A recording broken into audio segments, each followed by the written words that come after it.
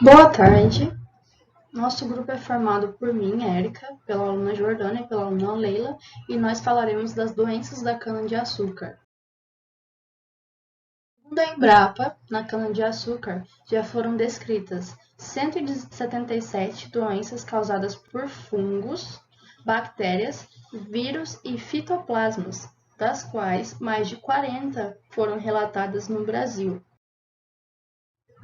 Também, segundo a Embrapa, dentre essas, as mais importantes no histórico da cultura canavieira no Brasil são carvão da cana, escaldadura das folhas, raquitismo das roqueiras, mosaico, estria vermelha, mancha parda, ferrugem marrom, podridão vermelha, podridão abacaxi e ferrugem. Então, é importante ressaltar que as doenças são um produto da interação planta-ambiente e patógeno. Então, determinada espécie da cana-de-açúcar é mais resistente ou menos resistente a um patógeno em determinada condição do ambiente.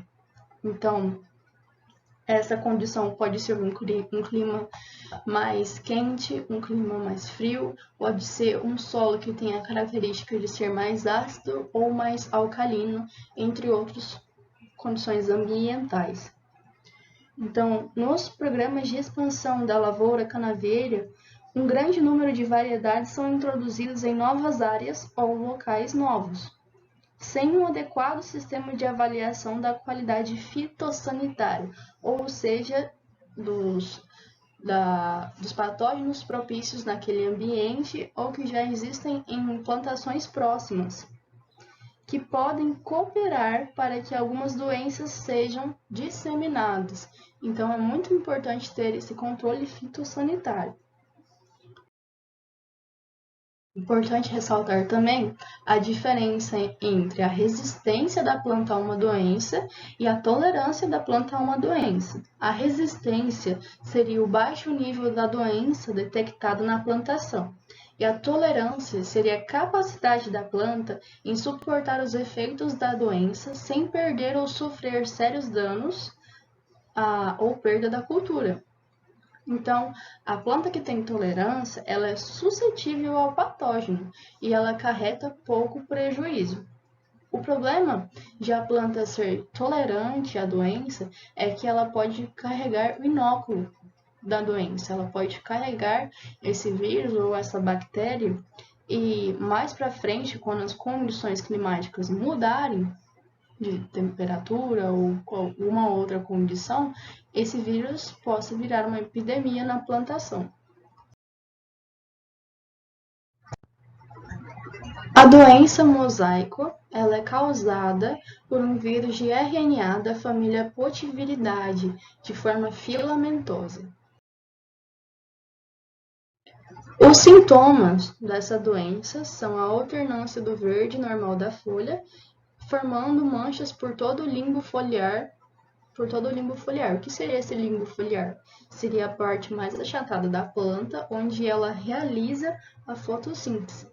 Também outros sintomas são a coloração mais amarelada das folhas, quando essa doença vai se agravando, e algumas plantas não se desenvolvem. A disseminação ela pode ser feita por intermédio das mudas de cana contaminadas e por meio de insetos, ou seja, entre as mudas, as plantas mais novas da cana, contaminadas e também por meio de insetos, como os pulgões. Então, essa transmissão através dos pulgões acontece através da picada de prova, onde o inseto ele insere seu estilete na planta para provar o teor de sacarose e daí ele insere junto com ele o vírus. Plantações de milho, sorgo e gramíneas naturais funcionam como hospedeiras do vírus e dos pulgões. Então, não recomenda-se plantar cana perto dessas plantações por causa justamente da contaminação por pulgões que podem levar a essa doença. A próxima doença é o carvão da cana, causada pelo fungo Sporizorium citamineum. A atuação. O fungo penetra as regiões meristemáticas da planta, ou seja, as regiões que elas estão em fase de crescimento. A duração do ciclo desse fungo vai da sua esporulação, que dura de 50 a 100 dias, dependendo das condições ambientais. Os sintomas. A touceira, que é a parte logo depois das raízes, que está crescendo, a cana-de-açúcar, ela aparenta ser de capim, com colmos curtos e finos. O que são os colmos? São a parte que fica entre os nós da planta, aquelas que são usadas de forma industrial para ser transformadas em sacarose, principalmente para a industrialização. E também apresenta um apêndice de coloração preta, que é mais conhecida como chicote, em cima da planta. A disseminação dessa doença ocorre por brotos jovens. O broto é a unidade de reprodução da planta e é ali que os fungos eles entram para disseminar a doença na planta. Os chicotes podem produzir de 3 a 5 bilhões de esporos que são disseminados pelo vento, água da chuva ou irrigação. Também veículos, implementos e animais. O que seriam esses implementos? São equipamentos acoplados a um sistema de tração para fazer aração ou para cortar cana, etc. O fungo pode permanecer dormente entre as estações ou condições desfavoráveis de temperatura e umidade também.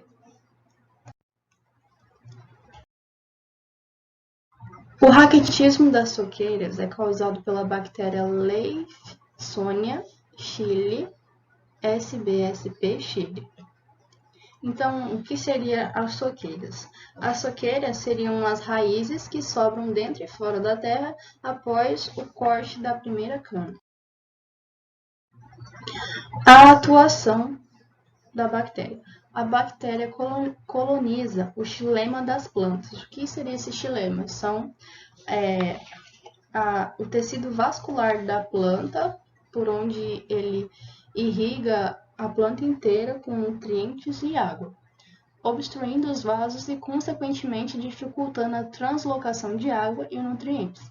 A disseminação dessa bactéria acontece pelo homem, ele é o agente disseminador, através dos seus facões de corte, máquinas agrícolas e pelo uso de canas contaminadas no plantio. A imagem que a gente traz abaixo é a comparação de uma plantação que foi de espécies diferentes, que, como a gente pode ver, as plantas mais baixinhas da imagem do lado esquerdo, ela é uma variedade da planta da cana, que ela é menos resistente à bactéria, e a variedade da figura A, das plantas mais à direita, ela é mais resistente. Então, os sintomas do raquitismo da soqueira: a diminuição no porte das plantas, canas à esquerda infectadas com um sintoma, canas à direita não infectadas e sem sintomas. Também pode ser entrenós curtos e com comprimento não normal, como a gente pode ver aqui na imagem B, a cana mais à esquerda.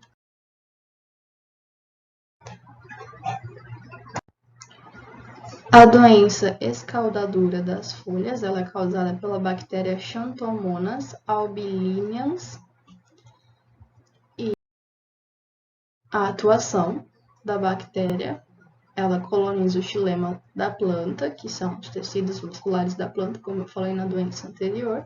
Os sintomas não estão sempre presentes, e isso dificulta a identificação da doença, mas eles também são alterados pelas condições ambientais, mas são mais perceptíveis o aparecimento de estrias brancas, evoluindo para todo o limbo foliar. Em sua forma aguda, apresenta folhas com áreas esbranquiçadas, intensa brotação das gemas, quebra da dominância apical, ou seja, da planta crescer verticalmente, ela passa a crescer nas diagonais ou até na horizontal, as suas gemas. O escurecimento dos vasos na região nodal, onde você corta perto do nó a planta e você começa a ver que a planta fica escura naquela região. E o murchamento e morte dos colmos afetados. A disseminação dessa doença pode ser feita em sua forma latente, onde ela não aparenta os sintomas, e o seu agente disseminador é o homem, através também de facões de corte, máquinas agrícolas e pelo uso de canas contaminadas no plantio. A próxima doença é a ferrugem e ela é causada pelo fungo Puccinia. A diferença entre a ferrugem alaranjada e a ferrugem marrom está na espécie desse vírus encontrada na cana. Então aqui a gente vai falar sobre a ferrugem marrom, que é causada pela espécie desse fungo Puccinia, espécie Melanocephala. Os sintomas são manchas cloróticas nas folhas, que são alongadas e de coloração amarela pálida. O que são manchas cloróticas? Manchas cloróticas são manchas que permitem que aquele local da folha onde está manchado não produza suficientemente clorofila para a realização da fotossíntese. Os sintomas podem se agravar e a folha, pode adquirir uma coloração marrom, rodeada por um halo amarelo pálido. Os sintomas são mais severos em canaviais com 4 a 6 meses de idade, plantados em locais onde a umidade relativa permanece superior a 70% por mais tempo. As variedades atacadas pela ferrugem reduzem seu crescimento e afinam seus colmos.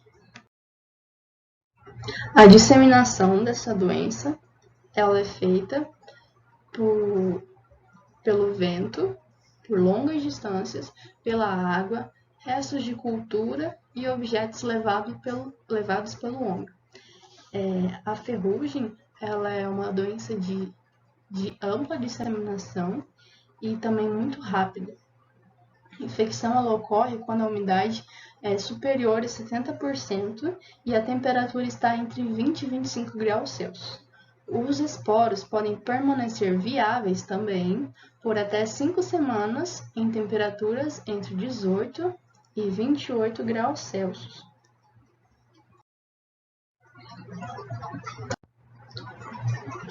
A podridão vermelha ela é causada pelo fungo Coletotrichum falcatum.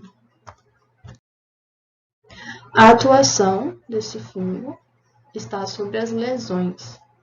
O fungo esporula, dando origem ao inóculo que irá infectar os colmos. A esporulação necessita da ação da água ou orvalho para liberar os seus conídeos da mucilagem que os prendem e os carregam até a região. A disseminação é por agentes naturais, como a chuva e os ventos. O fungo penetra no colmo principalmente pelas perfurações provocadas pela broca da cana, que também é um inseto da família Diatraea e da espécie Sacharalis.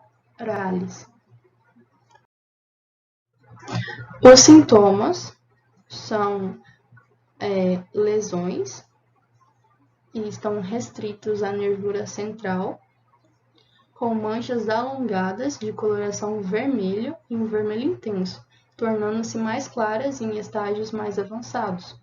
Nos colmos é onde a doença provoca os maiores prejuízos, causando uma podridão vermelha.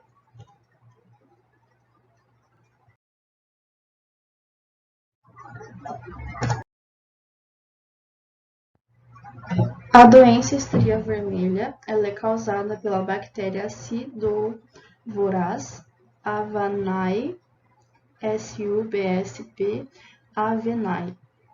E os principais sintomas são no limbo foliar, aparecendo estrias longas, vermelhas, escuras e paralelas à nervura central. Elas podem se unir formando uma faixa. Na face inferior da folha afetada aparecem escamas brancas provenientes das exsudações bacterianas. O que são essas exsudações bacterianas? São líquidos de consistência viscosa que saem pelos poros das plantas através de aberturas naturais da folha. Quando as condições são favoráveis, a bactéria pode atacar o cartucho foliar. Esse cartucho foliar é a parte bem de cima da cana-de-açúcar. Lá de cima do cartucho da cana-de-açúcar, começa a se contar as folhas para fazer a amostragem de testes. Então, é bem da parte lá de cima mesmo da cana-de-açúcar.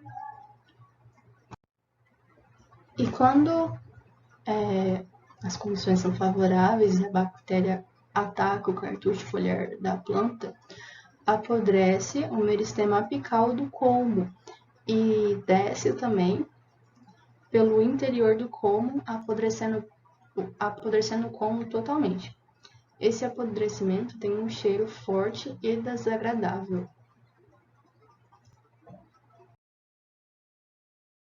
A disseminação dessa doença é pelo vento, água da chuva e também pelo orvalho.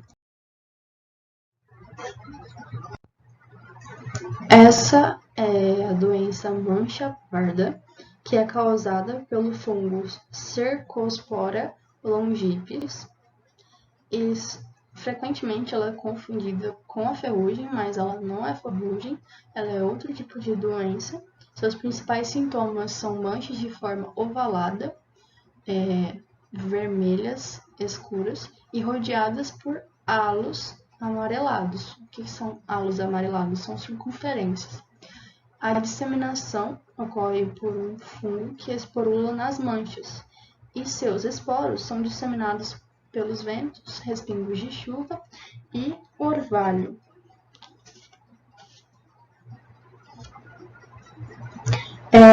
Não se conhece nenhum prejuízo econômico causado por essa doença. A podridão abacaxi é uma doença causada pelo fungo Ceratocystis paradoxa. A podridão abacaxi é uma doença causada pelo fungo Ceratocystis paradoxa. A atuação do fungo é através da penetração pelas extremidades cortadas ou rachaduras da superfície do tolete, que é o primeiro crescimento ali da planta, depois das soqueiras.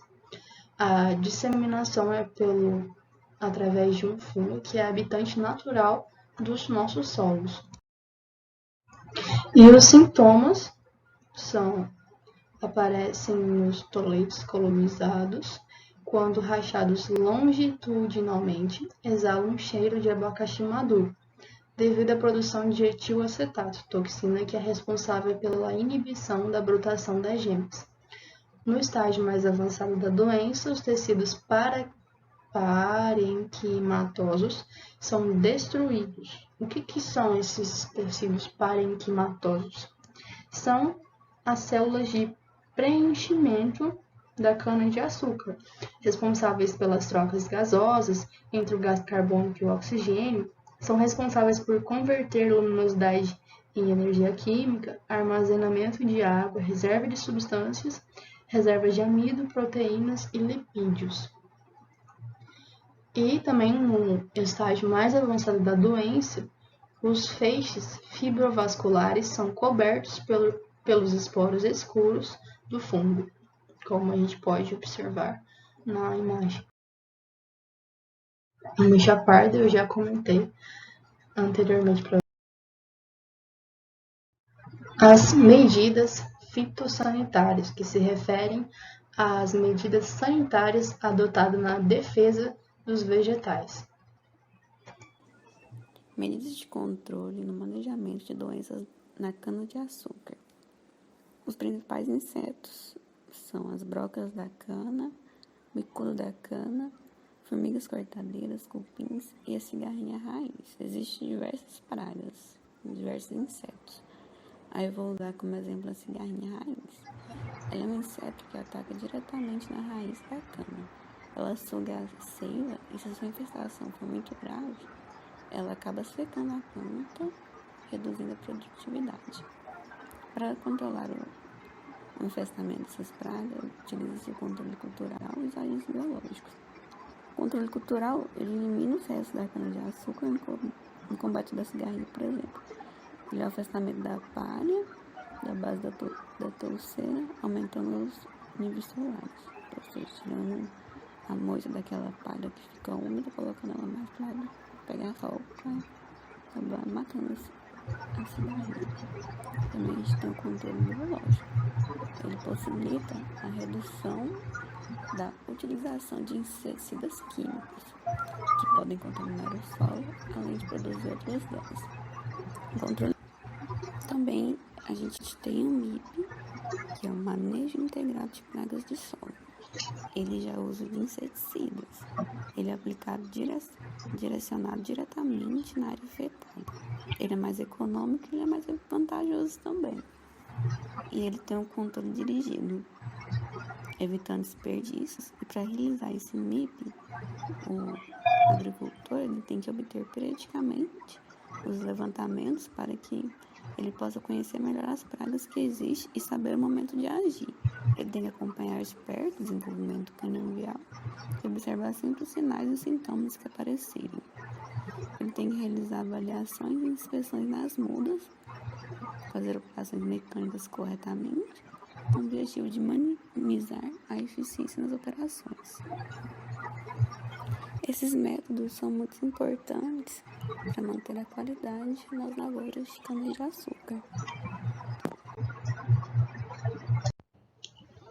Hoje em dia, também existe a aplicação de fungicidas para a erradicação de doenças na cana-de-açúcar, mas pesquisando na internet, nós achamos muitos vídeos que falam que a utilização desse produto ele é inviável economicamente para as lavouras.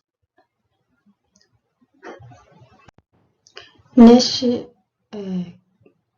tabela, nós podemos ver as medidas de controle que estão na parte verde de cima da tabela, em comparação às doenças que estão na parte branca à esquerda.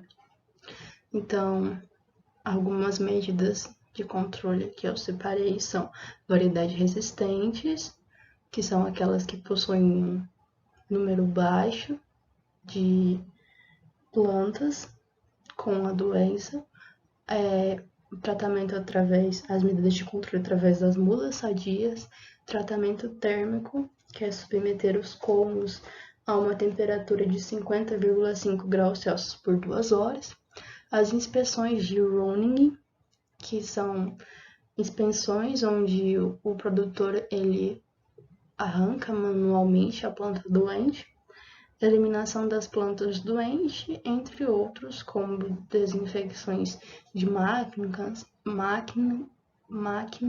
e facões, implementos agrícolas também, com amônia quaternária.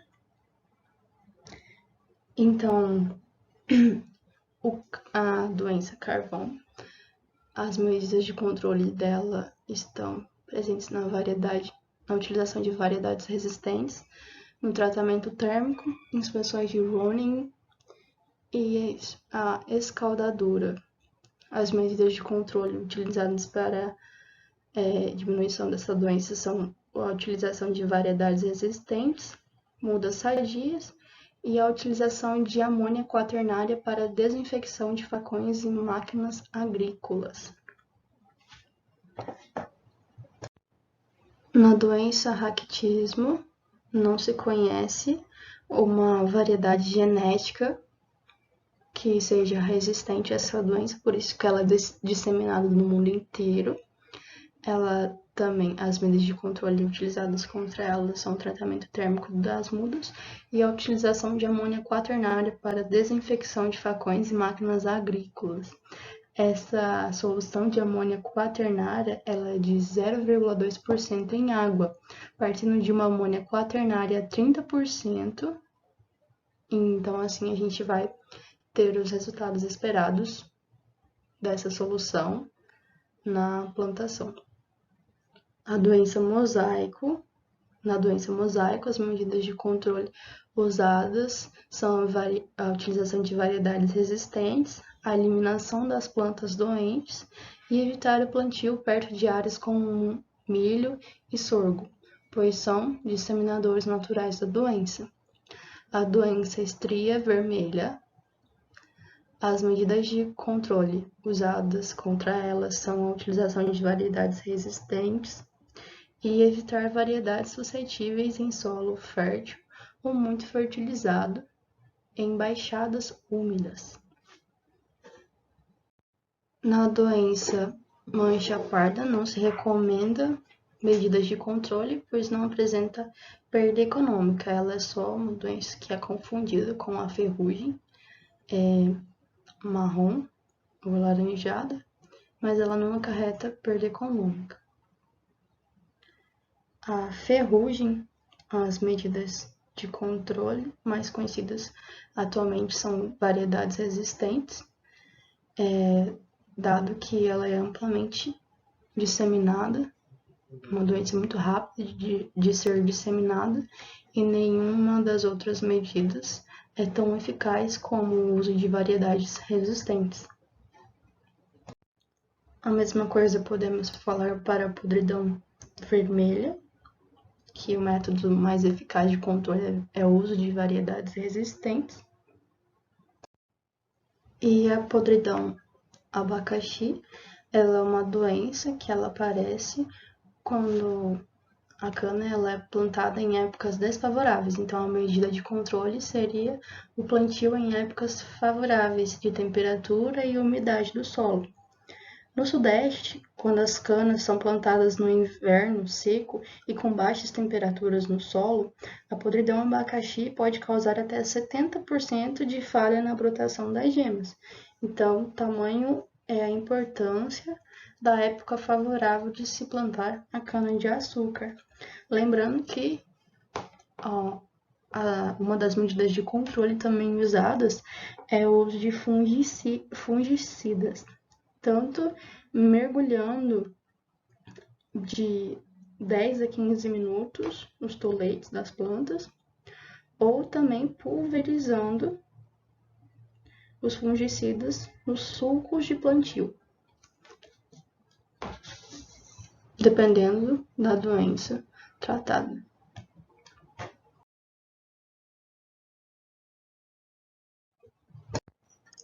Sobre a importância econômica dessas doenças. Se refere ao controle ou moderação das despesas relacionadas com a obtenção e a utilização dos recursos materiais. Então, eu separei aqui em cima dessa tabela algumas importâncias econômicas na linha verde, como torna proibitivo o uso de variedades suscetíveis, a diminuição da produção, má brotação dos toletes no plantio, morte de canas ou touceiras, maior suscetibilidade da variedade da cana, entre outros. E à esquerda, na coluna branca, estão as doenças. A importância econômica. Para cada tipo de doença da cana-de-açúcar, existe a sua importância econômica. Eu vou citar algumas, tipo a importância econômica do mosaico. Devido ao seu poder de disseminação e à variabilidade de vírus, torna-se uma das mais importantes doenças da cana-de-açúcar, pois torna proibitivo o uso de variedades suscetíveis pela impossibilidade de recuperação das plantas infectadas e também pelas perdas causadas nas produções agrícolas nessa variedade. A importância econômica do carvão. A importância da doença está ligada diretamente aos prejuízos causados na lavoura pela diminuição da produção e pela impossibilidade de se cultivar variedades produtivas mais suscetíveis. Este fato torna-se mais difícil a obtenção de novas variedades mais produtivas, onerando ainda mais os programas de melhoramento. Raquitismo da açúcar. Importância econômica, como é principalmente impossível se obter um controle absoluto da doença e da sua disseminação. É recomendável o uso de todas as medidas viáveis para se evitar a doença de novas áreas ou canaviais, pois, como sabemos, a doença pode variar em seus efeitos de acordo com o ambiente onde elas ocorrem.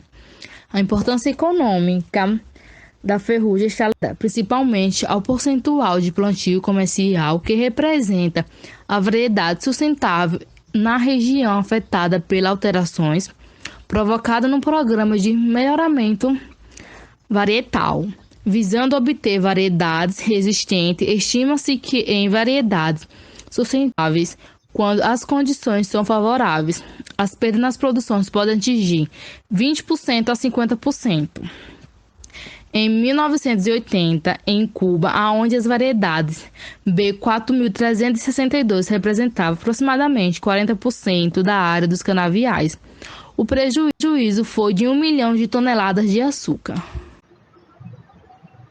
Como nós podemos ver na tabela, assim como nosso colega falou, a mancha parda ela não apresenta nenhuma importância econômica considerável, porque ela não atinge o produtor financeiramente, devido a só ser manchas que não reduzem a produção de sacarose da planta.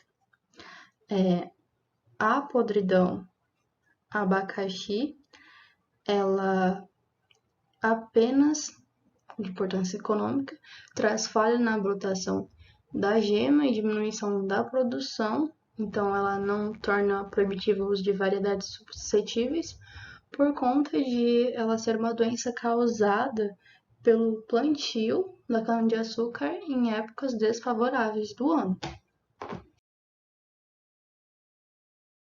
Nossas referências. Obrigada.